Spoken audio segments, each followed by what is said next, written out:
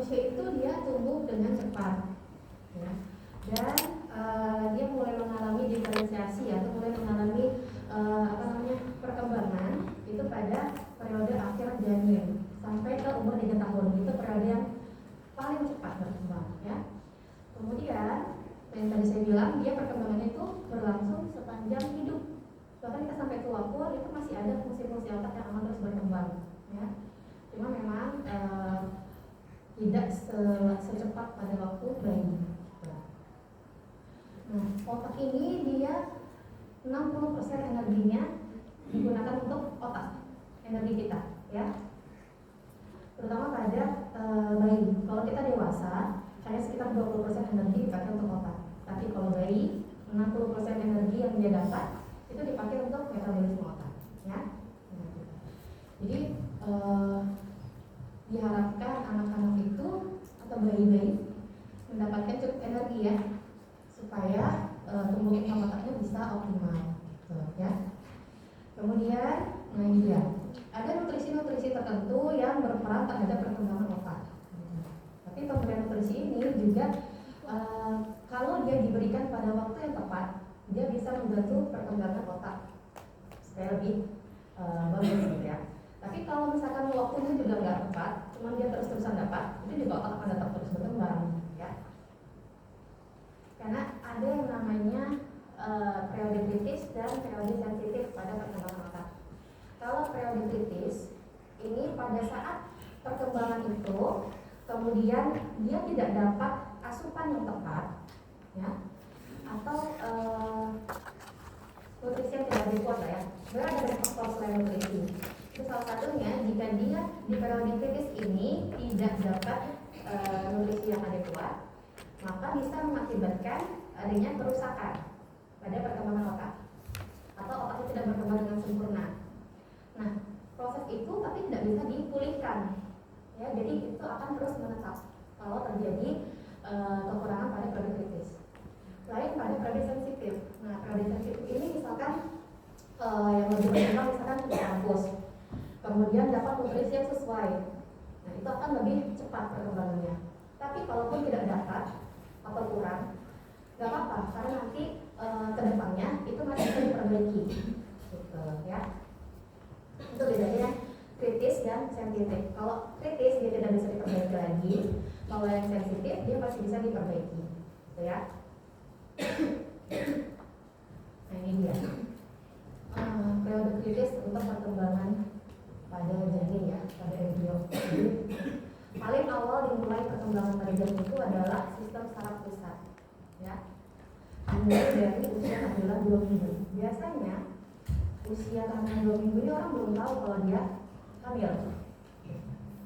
Jadi ini yang perlu diperhatikan untuk para calon ibu. Jadi nutrisi itu tidak menunggu hamil baru diperbaiki, tapi pada saat mempersiapkan kehamilan itu sudah dipersiapkan, ya. Karena kalau sudah rata-rata orang baru tahu hamil itu di usia 8 minggu. Kemudian ini udah yang perkembangan pesatnya udah lewat, ya. Jadi memang untuk kebutuhan nutrisi itu dari awal sebelum kehamilan memang sudah dipersiapkan, ya. Nah, ini dia tadi yang periode kritis dan sensitif.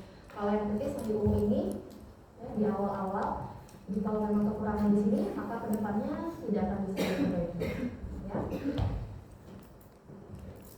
Nah, ini dia. Untuk proses neurogenesis, ya.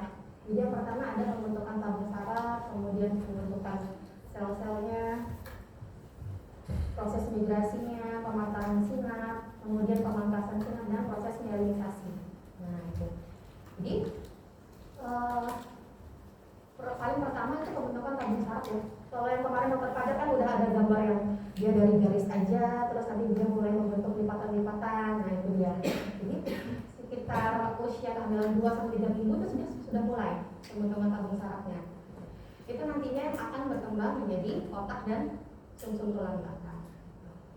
Setelah dia pembentukan tabung saraf, dia akan membentuk sel-sel saraf atau neuron, gitu, ya. Nanti neuron ini dia di masing-masing regio itu berbeda-beda fungsinya, ya. Gitu. Kemudian neuron-neuron tadi akan bermigrasi sesuai dengan lokasinya. Terus terjadi pembentukan dan pematangan sinap ya. Ini ada pembentukan dendrit dan akson untuk menghantarkan sinyal. Ya. Nanti dendrit dan akson itu akan dimielisasi, dilapisi supaya pemancaran sarafnya akan lebih cepat. Ini nice to know ya. Kemudian ini dia. Yang paling penting ya. Jadi ada pembentukan sistem neurotransmitter tadi yang dari awal persepsi. Ini perannya untuk apa? Untuk rasa dihargai, terus kemudian afek sama suasana hati, mood ya. Kemudian pada proses finalisasi otak ini karena tadi kan paling pertama pembentukan tabung saraf dulu ya, makanya finalisasi ini dia baru meningkat di usia 32 minggu karena menyelesaikan proses yang awal dulu ya sampai usia 2 tahun. Kemudian untuk hipokampus sama ini juga meningkat di usia 32 minggu. Kemudian dia perannya untuk memori spasial ya, sama pengenalan. Kemudian juga ada korteks prefrontal. Nah, ini dia percepatannya pada usia 6 bulan pertama pasca lahir. Jadi memang anak-anak itu, bayi-bayi itu ya, walaupun dia masih kecil, nggak bisa gerak, nggak bisa kerjain cuma nangis, itu tetap harus distimulasi karena itu untuk membantu perkembangan otaknya ya. Nah, ini dia. Jadi pada awal kehidupan itu terjadi perkembangan sistem primer ya untuk proses neuroperilaku seperti tadi yang untuk pembentukan memori, terus kemampuan untuk memproses sama mekanisme penghargaan.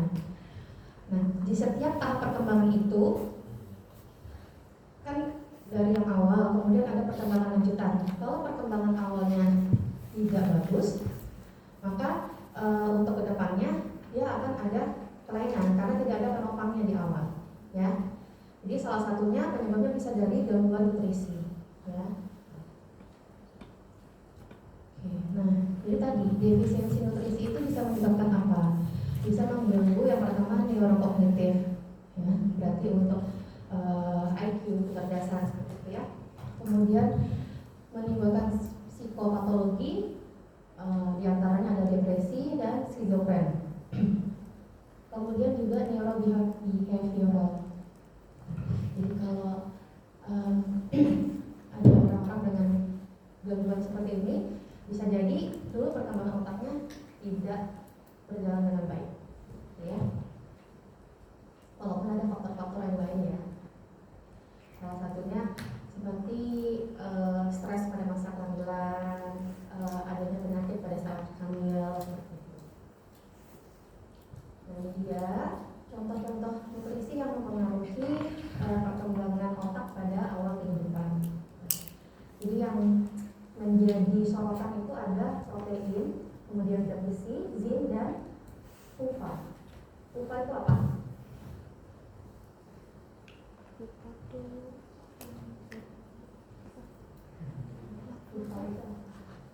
Apakah dia sejenis karbo, sejenis protein, sejenis lemak? Bukan.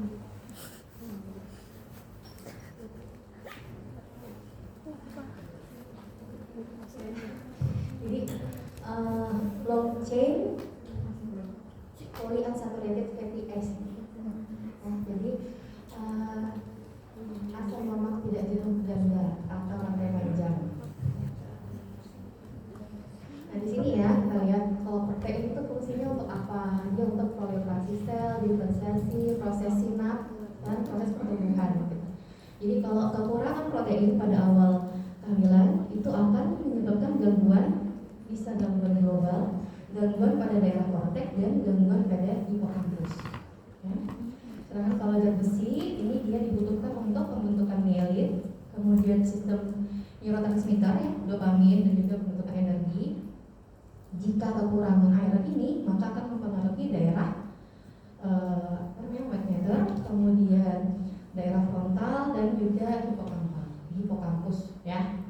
Nah, kemudian juga ada zinc. Zinc ini dia berperan dalam proses pembentukan DNA, neurotransmitter. Nah, ini dia akan mempengaruhi regio di hipokampus dan cerebellum. Jadi yang paling banyak bisa terpengaruh itu di daerah hipokampus ya. Kemudian yang untuk PUFA ini juga berperan dalam proses sinaptogenesis dan myelin. Nah, yang daerah yang akan dipengaruhi jika kekurangan adalah daerah mata dan juga korteks.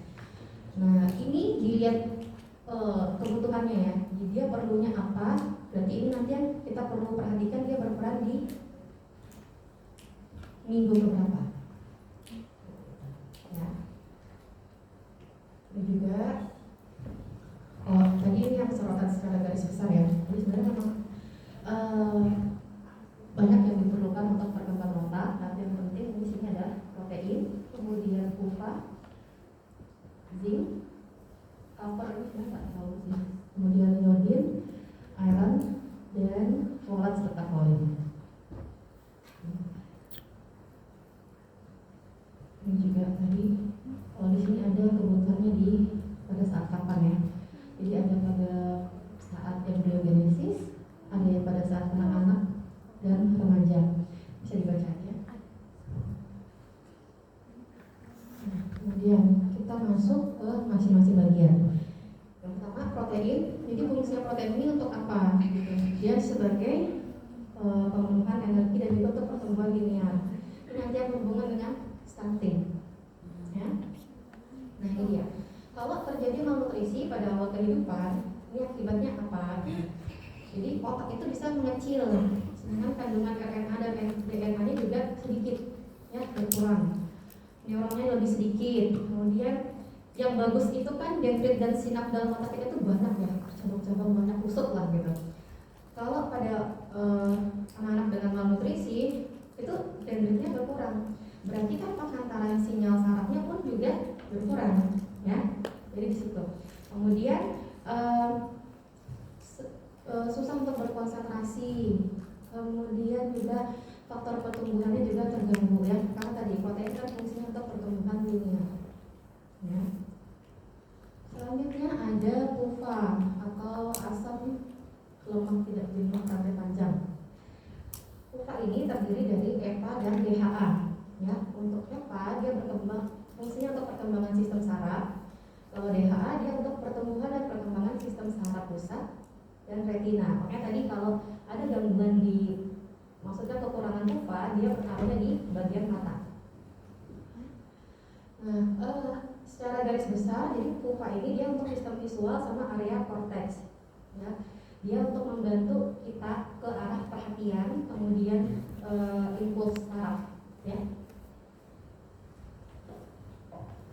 Nanti dicari apa aja sumber protein, apa aja sumber PUFA. Kemudian ada iron atau zat besi. Yang dia zat besi itu sebelum hamil kebutuhannya itu sudah harus tercukupi di dalam tubuh. Ya. Apalagi perempuan setiap bulan itu kan ada yang namanya haid ya. Kalau pada saat haid kadar besi yang di dalam tubuh pun juga berkurang. Jadi otomatis makannya atau nutrisinya harus diperbaiki supaya kebutuhan zat besinya tercukupi di dalam tubuh. Karena zat besi ini dia berhubungan atau sangat berperan untuk perkembangan otak. Ya. Jadi dia berperan untuk perkembangan anatominya, kemudian untuk proses signalisasinya, gitu ya, sama sistem neurotransmitter. Karena kalau misalnya baru pada saat hamil memenuhi kebutuhan ironnya, nggak akan tercukupi. Karena si ibu sendiri juga perlu zat besi, janinnya juga perlu zat besi. Ya, jadi siapa yang pernah iseng baca buku Kaidah? Jadi kalau untuk programnya ibu hamil itu ya, dia wajib mengkonsumsi tablet tambah darah. Ya, tapi banyak tuh yang tidak mau mengkonsumsi karena apa? Konsumsi tablet tambah darah itu bisa bikin mual yang pada akhirnya semakin memperparah proses kehamilannya. Karena kalau orang hamil sendiri itu pun juga mengalami mual muntah ya, ditambah dengan konsumsi zat besi semakin mual, makanya banyak yang tidak mau mengkonsumsi itu. Nanti perannya kalian di sini. Jadi kalau pada pasien-pasien yang bilang, dok saya nggak mau minum tablet besi, soalnya tambah mual atau jadi pusing atau nggak enak rasanya gitu ya. Tapi sebagai dokter berarti harus tetap diedukasi, karena pentingnya di sini orang-orang taunya, maksudnya umumnya tuh orang tahu kalau tablet besi ini untuk mencegah anemia atau mencegah perdarahan pada saat kehamilan. Karena sebenarnya dia lebih dari itu ya, karena perlu untuk perkembangan otaknya. Jadi harus diedukasi pasiennya, misalkan dengan cara minumnya diganti sebelum tidur, jadi mualnya tidak terasa gitu. Kadang ada juga yang ngeluh kenapa BAB-nya jadi hitam sejak minum tablet besi ini. Karena memang itu efek sampingnya, cuma tidak berbahaya, bukan BAB hitam akibat perdarahan gitu ya. Jadi harus pintar memotivasi pasiennya. Selanjutnya ada zinc. Zinc ini untuk proses neurogenesis dan migrasi normal, kemudian proses mielisasi, proses penumpukan sinap dan juga pelepasan, ya, pelepasan jabatan sebentar. Nah, kalau ada defisiensi zinc ini, dia mengakibatkan gangguan ke depan ya, gangguan belajar, susah konsentrasi, ya, gangguan perhatian, memori, kemudian juga mood. Jadi kalau yang lagi gangguan mood, coba konsumsi zinc. Oke. Selanjutnya ada yodium. Yodium ini dia untuk sintesis hormon tiroid ya. Nah, kenapa kita perlu konsumsi yodium? Soalnya untuk sintesis hormon tiroid janin itu dia masih tergantung dari ibu. Kalau ibunya kekurangan yodium, berarti nanti pasokannya ke janin juga kurang, ya. Ini nanti bisa pengaruhnya ke IQ, kemudian defisit pendengaran, bicara, gitu ya. Kalau yang parah itu bisa ke arah kretinisme, ya, gitu. Jadi untuk yodium ini juga harus dipenuhi pada saat kehamilan. Selanjutnya ada folat. Folat ini pasti sering dengar ya, folat ya. Dia untuk sistem saraf pusat. Kemudian sama seperti zat besi, folat ini juga harus dipersiapkan sebelum kehamilan. Jadi di sini 1 bulan sebelum pembuahan. Karena nggak tahu pembuahannya kapan, jadi memang pada saat merencanakan kehamilan atau sebelum menikah itu sudah mengkonsumsi folat, ya.